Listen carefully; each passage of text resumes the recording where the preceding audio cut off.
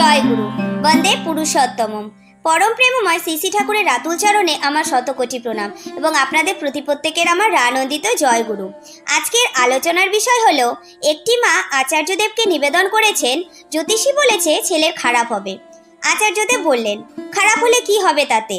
মাটি কোনো উত্তর দিচ্ছেন না দেখে তিনি নিজেই বলেছেন, খুঁটিটা ইষ্ট বা আদর্শ ধরা আছে কিনা। ঠাকুরকে ধরা থাকলেই হলো। ওই মাটি বললেন, ধরা আছে। আচার্যদেব বললেন, তাহলেই হবে। মাটি আরো বললেন, বড় ছেলেকে শ্বশুরবাড়ির লোক জড়িবুটি করে কাবু করেছে। আচার্যদেব বললেন, শোনেন, জড়িবুটি দিয়ে কেউ কাউকে কাবু করতে পারে না। আমরা কাবু হতে ইচ্ছা করলেই কাবু হই। একদম কোনো জড়িবুটির সাধ্য নাই আমাকে কাবু করে দেবে। আমি বসে আছি, সারা পৃথিবীতে এত লোক আছে, তারা আমাকে জড়িবুটি দিয়ে তার ইচ্ছা অনুযায়ী করুক, আমি আমার ইচ্ছা অনুযায়ী চলি।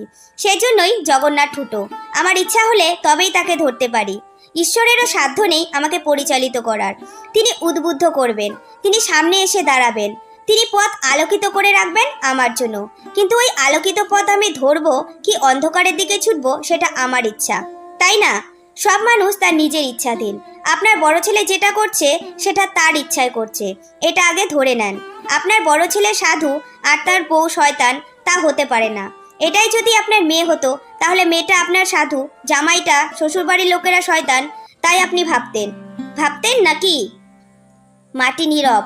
আচার্যদেব আরও বলেন, কেন ওরকম ভাবেন? সবাইকে সমদর্শীয় চোখে দেখেন। আপনি তো মা, বৌমারও আপনি মা। সমানভাবে ভাবতে হয় আমার ছেলেটারই বুদ্ধি নাই, সে এরকম করে থাকেনি, সে হয়তো নিজেটুকু ভাবতে চেষ্টা করা শুরু করেছে, তাই না? চলেন সবাইকে নিয়েই। মাটি তার সমস্যার এই সযৌক্তিক বিশ্লেষণ শুনে সমাধান পেয়ে সরে গেলেন। এই বলে আমি আজকের আলোচনাটি এখানেই শেষ করছি। জয় গুরু, বন্দে পুরুষোত্তম।